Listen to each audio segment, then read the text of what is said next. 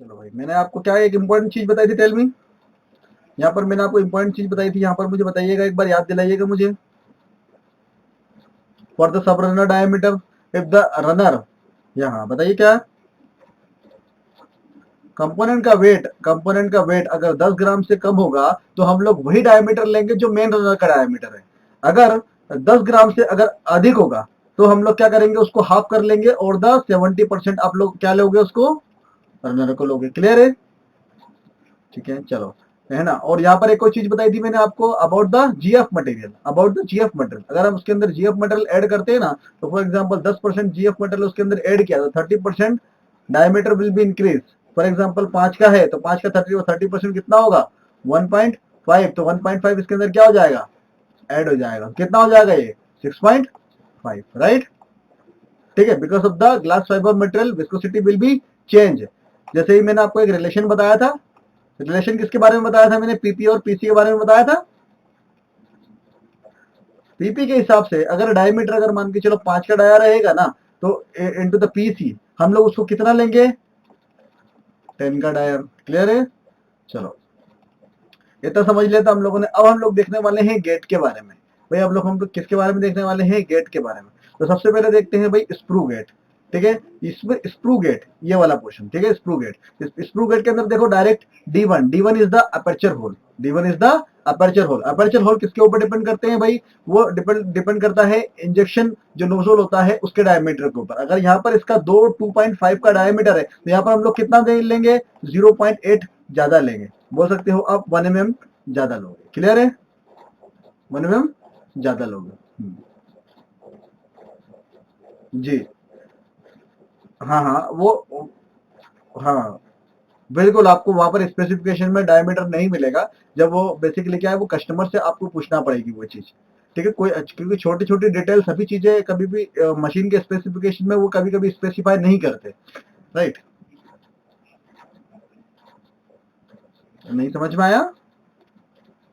अच्छा ओके, देखो बेसिकली यहाँ पर ये क्या है, अपर्चर डायमीटर है। ये डी1 डिपेंड किसके ऊपर करता है, मशीन के नोजल के डायमीटर के ऊपर। मशीन का नोजल फॉर एग्जांपल अगर 2.5 है तो यहाँ पर ये कितना होगा आपका, 0.8 इससे ज्यादा होगा। मैक्सिमम हम लोग बोल सकते हैं 1 mm ज्यादा होगा। तो 2.5 plus 1 mm what will be the diameter, 3.5 will be the aperture diameter. क्यों करते हैं भाई ऐसा, for the better alignment, for the centre alignment of the nozzle to the screw bush. देखो स्क्रू बुश है ना भाई हमारे पास, ये स्क्रू बुश है ना, ये स्क्रू बुश। तो ये स्क्रू बुश का उसके नोजल के साथ, नोजल के सेंटर के साथ बिल्कुल सही अलाइनमेंट होना चाहिए, सेंटर अलाइनमेंट बिल्कुल सही होना चाहिए। इसलिए करते हैं हम लोग। अगर थोड़ा सा भी इधर उधर होगा तो क्या होगा, मटेरियल ठीक से पहुंच नहीं पाएगा उसके अंदर, है कि नहीं। ठीक है, मैं नहीं नहीं नहीं, अलग होगा भाई, अलग होगा। सबका अलग अलग होता है। बड़ी बड़ी मशीन रहती है उसमें 5.5 भी होता है, 5 होता है, 6 होता है, 7 होता है, 8 होता है। बहुत ज्यादा बड़ी बड़ी मशीन होती है जो कि 800 टन की, 1000 टन की होती है, राइट। नहीं, अधिकतर मशीनों में वो नहीं किया होता, लेकिन हमको वहां पर उनसे पूछना पड़ता है। क्योंकि देखो क्या होता है कि जैसे मान के चलो पास पास की मशीन है, जैसे मैं बोल रहा हूँ 30 टन की मशीन है, एक फॉर एग्जांपल 30 टन की मशीन है, एक वहां पर 50 टन की मशीन है। तो इन दोनों के नोजल में क्या डिफरेंस हो सकता है, जैसे मैं आपको आगे एचपीडीसी के बारे में बताऊंगा। जैसे कि फॉर एग्जाम्पल इसके अंदर कुछ इसका जो नोजल है ना, नोजल का कुछ क्या है, वॉल्यूम है। ठीक है, डिपेंडिंग अपॉन दैट वॉल्यूम ये कम ज्यादा हो सकता है। अगर मैंने इसका वॉल्यूम को बढ़ा दिया तो इसका शॉर्टवेट बढ़ जाएगा, बढ़ेगा कि नहीं। वॉल्यूम को अगर मैं इंजेक्शन बढ़ा दूंगा तो वो शॉर्टवेट बढ़ जाएगा ना। वॉल्यूम को अगर मैं घटा दूंगा शॉर्टवेट कम हो जाएगा। नहीं समझ में आया, है कि नहीं। तो भाई जहां पर अगर शॉर्ट वेट कम हो जाएगा, कम ज्यादा हो जाएगा, तो यहाँ पर नोजल पे भी तो फर्क पड़ेगा। अगर इसका शॉर्ट वेट ज्यादा होगा तो नोजल थोड़ा सा बढ़ नहीं जाएगा, डायमीटर थोड़ा सा बढ़ा हुआ होगा वहां पर, है कि नहीं। अगर थोड़ा सा अगर भाई ये अगर बढ़ा होगा, इसका मतलब ये हुआ कि वहां पर मैंने आपको पहले 31 का स्क्रू बताया था, अगर वहां पर 35 का स्क्रू है, वहां पर अगर 40 का स्क्रू है, लेकिन हमको ये नहीं स्पेसिफाई कि कौन सा स्क्रू वहां पर इस्तेमाल किया जा रहा है, वो किसके ऊपर डिपेंड करेगा, शॉर्ट वेट के ऊपर डिपेंड करेगा, राइट। तो वो चीज हमको भाई कस्टमर से पूछनी पड़ती है कि इंजेक्शन मोल्डर कहाँ लगने वाला है। तो भाई कुछ स्पेसिफिक चीजें होती हैं जो हमको कस्टमर से पूछनी ही पड़ती है। क्लियर है? ठीक है, चलो समझ में आया इतना, है ना। अब मैंने आपको बोला था in some critical condition we have to take 1.5 degree और द 1 डिग्री ऑल्सो, ऑल्सो है ना। 1 डिग्री और 1.5 डिग्री भी लेनी पड़ती है depending upon the length of the cavity और द कंपोनेंट, राइट। है कि नहीं। लेंथ अगर ज्यादा होगी तो भाई ये ज्यादा लेना पड़ेगा, सॉरी कम लेना पड़ेगा ड्राफ्ट एंगल, है कि नहीं। चलो समझ में आया था। देखो डायरेक्ट स्क्रू की बात करते हैं। डायरेक्ट स्क्रू किस लिए यूज किया जाता है पहले इसके बारे में देखते हैं। भाई डायरेक्ट स्क्रू यूज किया जाता है बिग कंपोनेंट के लिए, बड़े कंपोनेंट के लिए, जिसका जो आप बोल सकते हो सरफेस एरिया क्या हो भाई, उसका ज्यादा हो।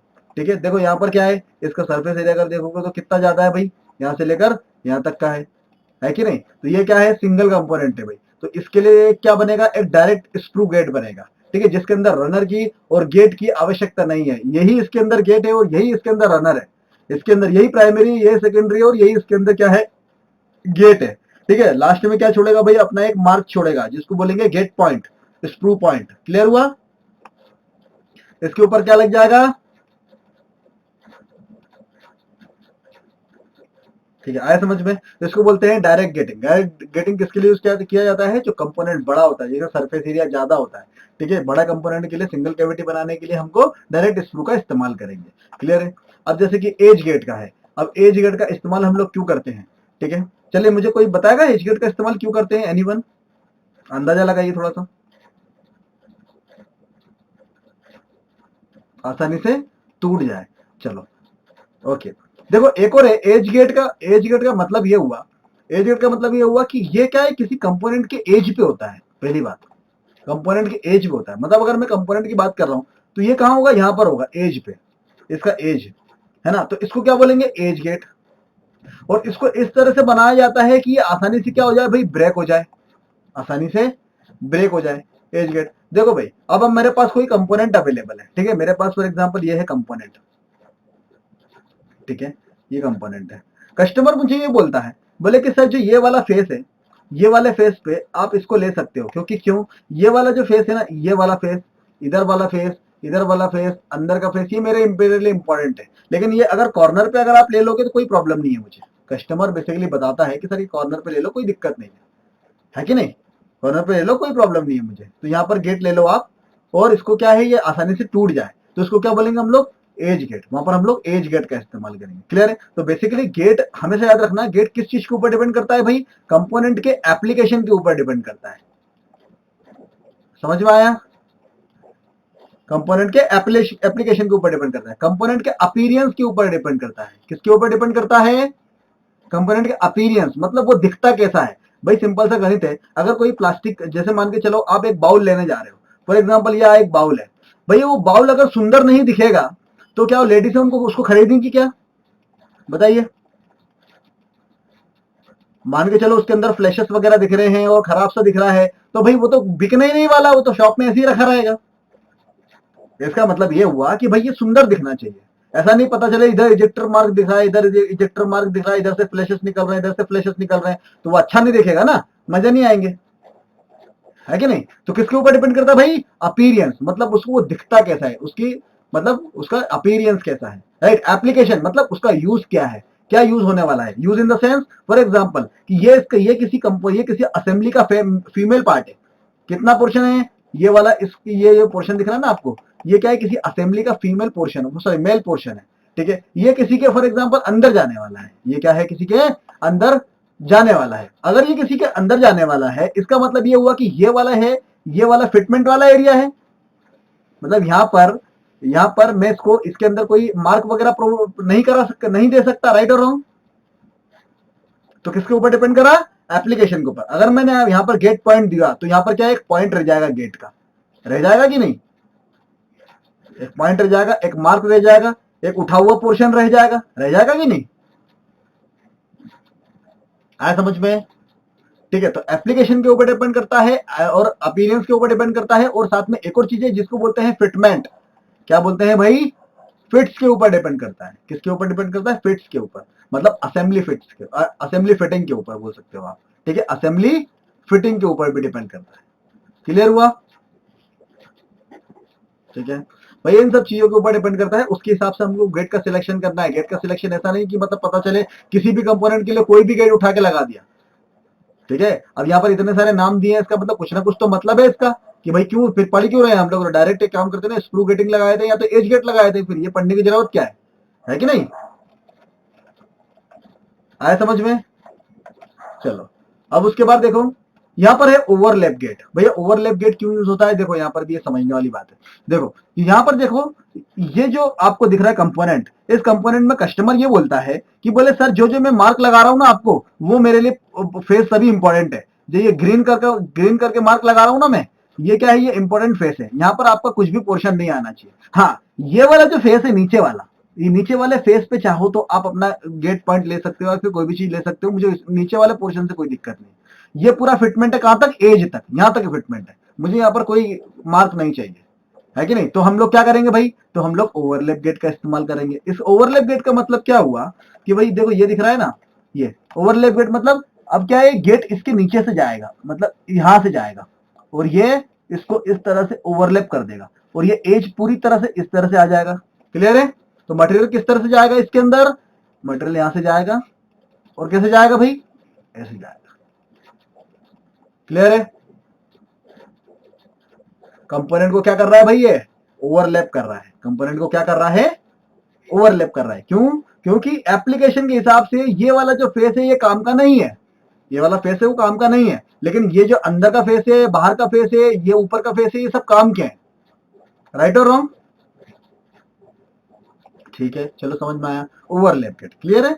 अब यहाँ पर देखो फैन गेट, ठीक है। अब फैन गेट के लिए मैं आपको एक थंब रूल बता देता हूँ कि फैन गेट का इस्तेमाल हम लोग कैसे करते हैं। ठीक है, देखो भाई फैन गेट का मतलब ये हुआ, पहली बात तो कि जैसे कि मान के चलो आपका क्या है, ये एज गेट है, ये एज गेट है, या फिर आप बोल सकते हो ये आपका पिन पॉइंट गेट मान लो आपको, ठीक है, पिन पॉइंट गेट मान लो आप इसको, है ना। चलो एज गेट मान लेते हैं, पिन पॉइंट गेट मान लेते हैं। तो अगर मैं ऐसे 10 पिन पॉइंट गेट या फिर एज गेट को अगर मैं लगाऊंगा ना, तो एक क्या बनेगा मेरे पास, फैन गेट बनेगा, फैन गेट बनेगा। तो ये इसका क्या है भाई, रनर का डायमीटर है और ये क्या है इसका, इसका गेट गेट है, ये क्या है इसका गेट है। इसका मतलब ये हुआ कि भाई इसका जो एरिया है, जो एरिया है मतलब ये ज्यादा है, ये ज्यादा है। इसका मतलब ये है कि जो मटेरियल जो हम लोग इसके अंदर भरेंगे ना, वो क्या है, वो किसी लंबाई में या चौड़ाई में ज्यादा है। ठीक है, तो इसका थंब रूल क्या है भाई, इसका थंब रूल ये है, देखो आपके पास कोई कंपोनेंट है ना, उस कंपोनेंट की जो विड्थ है, कंपोनेंट की विड्थ फॉर एग्जांपल यहाँ पर कितनी है आपके पास, कंपोनेंट की विड्थ है 3। क्लियर है यहाँ पर, और ये कितनी है भाई, ये है इसकी 9। तो मतलब विड्थ से कितना है भाई लंबाई इसकी, 3 गुना, 3 गुना। अगर इस तरह का आपके पास कंपोनेंट मिलेगा 3 गुना, मतलब ये नहीं कि अब 2.5 गुना भी होगा ना तो भी हम यही लेंगे। ठीक है, 3 गुना होगा तो भी यही लेंगे, 3.5 गुना होगा तो भी हम लोग फैन गेट लेंगे। लेकिन 3.5 गुना से अगर ज्यादा हुआ तो फिर फैन गेट का इस्तेमाल नहीं करेंगे, फिर दूसरी चीज का इस्तेमाल करेंगे। अभी हम लोग फैन गेट का इस्तेमाल करेंगे कहां तक भाई, 3 गुना तक। क्लियर है। ये अगर 3 है यहाँ पर, ये इसकी लंबाई अगर 9 है, तो हम लोग इसका गेट पॉइंट कहां पर लेंगे भाई, यहाँ पर लेंगे। क्लियर हुआ, यहाँ पर लेंगे। ठीक है, ताकि ये कंपोनेंट अच्छी तरीके से भर जाए। किस तरीके से, इसकी फिलिंग अच्छी तरह से हो जाए। आए समझ में, ठीक है। अच्छा, instead of this fan gate, अगर मैं यहाँ पर एज गेट का इस्तेमाल करता हूं तो क्या होता है, चलो देखें एक बार। देखो अगर मैं यहाँ पर एज गेट का इस्तेमाल करता हूं, एज गेट का इस्तेमाल, एज गेट क्या करेगा भाई, एज गेट सीधी दिशा में इसको डालेगा, देखो यहां डालेगा, ये डाला, सीधी दिशा में डाला इसको, मटेरियल इस तरह से जाएगा, मटेरियल घूम के आएगा इस तरह से, है ना। मटेरियल इस तरह से 8 बना देगा, क्यों, उसको सरफेस ज्यादा मिल रही है वहां पर, क्या बना देगा, 8 बना देगा। तो भाई जब ये घूम के इस तरह से आएगा ना, और घूम के इस तरह से आने के बाद ये फिर से ये वाले मटेरियल से मिलेगा, तो यहां पर क्या प्रोड्यूस हो जाएगी, वेल्ड लाइन प्रोड्यूस हो जाएगी।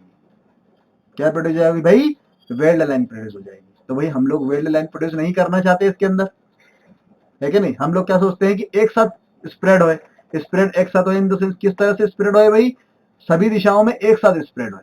इसलिए हम लोगों ने उसका गेट किस तरह से रखा है, वो कुछ इस तरह से रखा है, ताकि वो कैसा जाएगा, वो इधर भी जा रहा है और इधर भी जा रहा है, इधर भी जा रहा है और इधर भी जा रहा है। क्लियर है।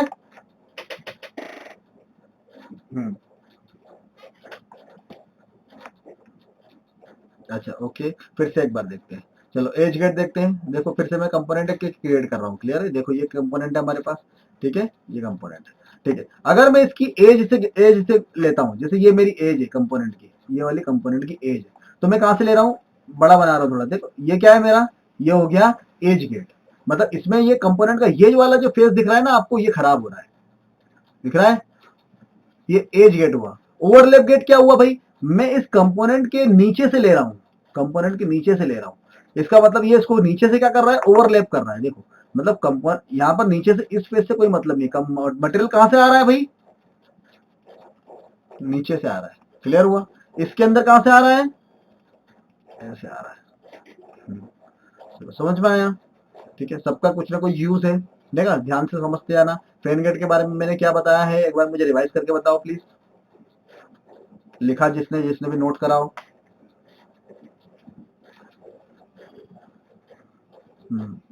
बिल्कुल कवर कर रहा है, राइट, गुड। जी, उसके अंदर क्या हुआ, आर्ट बना देगा ना, आर्ट बना देगा, सरल भाषा में आर्ट बनाएगा। जी, चलिए गुड, वेरी गुड। चलो अब उसके बाद है डायफ्राम गेट। ठीक है भाई, डायफ्राम गेट क्या होता है, देखो क्या है, जैसे हमारे पास यहाँ पर डायफ्राम गेट है ना, डायफ्राम गेट समझते हैं। चलिए 1 मिनट। चलो पहले एक काम करते हैं, डायफ्राम गेट समझाता हूँ आपको मैं। ठीक है, तो डायफ्राम गेट, जैसे मेरे पास एक सिलेंड्रिकल कंपोनेंट है, ठीक है, जैसे कि मेरे पास ये वाला कंपोनेंट है। चलिए 1 मिनट।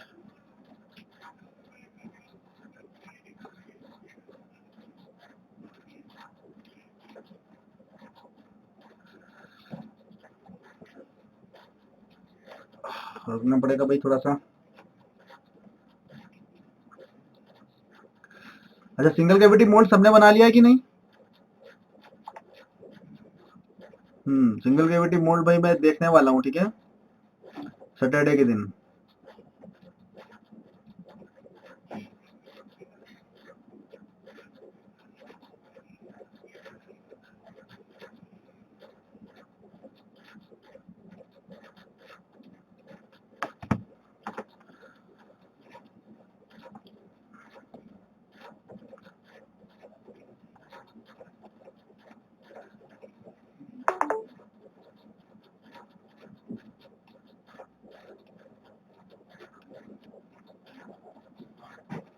चलो भाई कैड खोल लेते हैं थोड़ा सा, क्योंकि मैं आपको एक मोल्ड दिखाने वाला हूँ, क्योंकि आपको तब तक वो चीज समझ में नहीं आएगी। आप डायफ्राम गेट में और रिंग गेट में क्या है, कंफ्यूजन क्रिएट कर दोगे, मतलब आप अपने मन में आपके कंफ्यूजन आ जाएगी ना, ये डायफ्राम गेट और रिंग गेट क्या एक जैसा ही होता है क्या, है कि नहीं? तो उसके लिए हम लोग एनएक्स को खोल लेते हैं थोड़ा सा। चलो भाई इसको मैं मिनिमाइज कर देता हूँ जरा, है ना। चलो आवाज आ रही सभी को, क्लियर है? देखो डायफ्राम गेट है ना, अब मेरे पास क्या है, एक सिलेंड्रिकल कंपोनेंट है भाई, इस तरह का मेरे पास कुछ कंपोनेंट है, इसकी कुछ वॉल थिकनेस है, देखो यहाँ पर इसकी क्या है, कुछ वॉल थिकनेस है। इस कंपोनेंट को मैं नीचे ले लेता हूँ भाई, ये रहा, ये रहा, ठीक है। अब मैं इसको क्या है, जैसे ये मेरे पास कंपोनेंट है, अब मैं क्या कर रहा हूँ, इसको पिन पॉइंट गेट से भरता हूँ। पिन पॉइंट गेट से भरा मैंने, या फिर एज गेट से भरा मैंने, या फिर ओवरलैप गेट से भरा है मैंने, किसी भी गेट से भरा है, राइट। तो मैं क्या करता हूँ, इसको जब मैं भरूंगा तो क्या होगा भाई, कंपोनेंट मटेरियल यहाँ से जहाँ जाएगा, है ना, मटेरियल यहाँ से जहाँ जाएगा, राइट, यहाँ से यहाँ जाएगा। अब जब ये यहाँ तक जाएगा ना, तो ये अपनी ना सेमी सॉलिड कंडीशन में आ जाएगा, मतलब ये सॉलिड भी हो जाएगा और ये लिक्विड में भी रहेगा। मतलब क्या होगा भाई, ये जो दोनों ये फेस पे जब मिलेगा ना, ये तो क्या होगा, ये दोनों आपस में मिलेंगे तो ये क्या है, वेड लाइन प्रोड्यूस कर देंगे, और वेड लाइन प्रोड्यूस कर देंगे तो एक मोल्डिंग डिफेक्ट आ जाएगा, तो भाई दिखने में अच्छा नहीं लगेगा। दिखने में क्या लगेगा, ये अच्छा नहीं लगेगा। मतलब इसके अंदर कैसा आएगा, इधर से आएगा मटेरियल, इधर से आएगा, और ये यहाँ पर आपस में जुड़ेगा ना, तो भाई अच्छे से जुड़ नहीं पाएगा मटेरियल, आपस में मिक्सअप नहीं हो पाएगा सही तरीके से, राइट। आया समझ में? ठीक है। हाँ, तो हम लोग क्या करते हैं उसके लिए, हम लोग उसके लिए डायफ्राम गेट बनाएंगे। Diaphragm get in the sense ये सिलेंड्रिकल कंपोनेंट है मेरे पास, मैं 2D में बता रहा हूँ अब आपको, ठीक है। तो डायफ्राम गेट, इसके बीच में क्या बनाएंगे, हम एक डिस्क क्रिएट करेंगे। देखो ये एक डिस्क क्रिएट करी मैंने, डिस्क, और यहाँ से एक गेट दिया, और ये एक गेट दिया सेंटर से, ठीक है। अगर मैं इसका टॉप व्यू देखूं तो टॉप व्यू कैसा दिखेगा भाई, ये टॉप व्यू है इसका, ये कंपोनेंट है, ये कंपोनेंट का क्या है भाई, वॉल थिकनेस है, राइट। तो इसका सेंटर में कैसा रहेगा, देखो सेंटर में बताता हूं मैं, सेंटर में कुछ इस तरह से रहेगा। देखो ये डिस्क है इसकी, क्लियर है, ये डिस्क है इसकी, और ये क्या है इसका, गेट 1, ये 2, ये 3, और ये 4। मतलब बेसिकली मटेरियल कहां से भरेगा, मटेरियल कहां से भरेगा भाई, टेल मी, मटेरियल कहां से भरेगा, मटेरियल आएगा यहां से भरेगा, ये इसका सेंटर है, यहां से भरेगा। उसके बाद कहां जाएगा भाई, यहाँ जाएगा, यहाँ जाएगा, यहाँ जाएगा, और ये यहाँ जाएगा, और ये कंपोनेंट को पूरी तरह से भर देगा। मतलब ये यहाँ से इसको भरेगा और इसको भी भरेगा, यहाँ से इसको भी भरेगा और इसको भी भरेगा, क्लियर है? हाँ, जिससे क्या होगा कि इसके अंदर वेल लाइन प्रोड्यूस नहीं हो पाएगी बिकॉज ऑफ द टाइमिंग। वहां पर टाइमिंग ज्यादा हो रही है ना, उसके कारण से क्या होता है कि वहां पर वेल्ड लाइन प्रोड्यूस हो जाती है ना। तो हम लोग इसके अंदर वेल्ड लाइन को रिड्यूस करने की कोशिश कर रहे हैं कि भैया वेल्ड लाइन प्रोड्यूस ना हो। राइट, ये सभी चीजें डिफेक्ट में आती हैं, लेकिन मैं साथ में आपको डिजाइन के साथ साथ एप्लीकेशन भी और वो चीजें बताता जा रहा हूँ। इसलिए मैंने आपको बोला कि नोटबुक लेके आप उसको नोट करते जाइए, ये नोट्स आपके बहुत काम आएंगे भाई, है ना। चलो भाई, ठीक है। अब देखो उसके बाद है रिंग गेट। भैया डायफ्राम गेट और रिंग गेट दोनों एक ही चीज है, लेकिन रिंग गेट का इस्तेमाल हम लोग करते हैं बहुत सारे कंपोनेंट को भरने के लिए। ठीक है, जरूरी नहीं कि रिंग गेट का इस्तेमाल हम लोग किसी एक कंपोनेंट को सिंगल कंपोनेंट के लिए करते हैं, नहीं, उसके लिए डायफ्राम गेट का इस्तेमाल करते हैं। यहाँ पर हम लोग रिंग गेट का इस्तेमाल करेंगे बहुत सारे कंपोनेंट को भरने के लिए, ठीक है, जो सर्कुलर हो। जैसे फॉर एग्जाम्पल मैं क्या करता हूँ, एक सेंटर में एक रिंग बना देता हूँ। रिंग नथिंग बट ये क्या है हमारा एक आप बोल सकते हो कि ये रनर है। ठीक है, सेंटर में मैंने ये स्क्रू वाला पोर्शन ले लिया, है ना, इसको एक रनर यहां दिया, एक रनर यहां दिया, एक रनर यहां दिया और एक रनर यहां दिया। मतलब ये क्या होगा भाई, यहां से क्या हो रहा है, ये इसके अंदर जाएगा, ये इसके अंदर, ये इसके अंदर, ये इसके अंदर, और इसके अंदर क्या है, ये भर जाएगा। क्लियर है, ये क्या बन गई, एक रिंग बन गई। ठीक है, अब इसके अंदर कंपोनेंट है। कंपोनेंट क्या है भाई, ये देखो, ये रहा कंपोनेंट। एक कंपोनेंट है, दो कंपोनेंट है, तीन कंपोनेंट है, चार कंपोनेंट है, पांच कंपोनेंट, छह कंपोनेंट, सात कंपोनेंट, आठ कंपोनेंट। क्लियर है, और ये सब किससे जुड़े रहेंगे, एज गेट से। क्लियर हुआ, क्लियर हुआ कि नहीं भाई, नहीं हुआ ना क्लियर, हाँ, गुड। क्लियर बिल्कुल नहीं होना चाहिए, इसलिए नहीं होना चाहिए क्योंकि मैंने आपको दिखाया नहीं मोल्ड। जब तक मैं आपको मोल्ड दिखाऊंगा नहीं ना वो, तब तक आपको क्लियर नहीं होगा। चलो, बिल्कुल। स्पून वाला मैंने आपको दिखाया है पहले। हाँ, तो एक बार फिर से दिखाए थे भाई, जो अवेलेबल नहीं था उस टाइम पे। कहाँ है भाई।